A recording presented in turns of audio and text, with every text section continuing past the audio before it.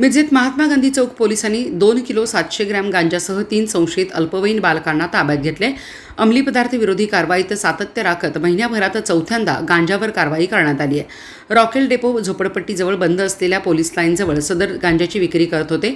यावेळी महात्मा गांधी चौक पोलिसांनी सापळा लावून एका अल्पवयीन बालकाला ताब्यात घेऊन तपासणी केली असता त्याने अन्य 2 अल्पवयीन बालकांकडून आणून विक्री करत असल्याचे सांगितले।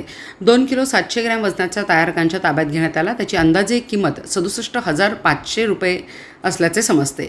महात्मा गांधी चौक पोलिसांनी अंमली पदार्थ विरोधी मोहीम सुरू करत सलग चौथ्यांदा गांजा जप्त केला आहे। त्यामुळे या कारवाईचे नागरिकांतून कौतुक होत आहे।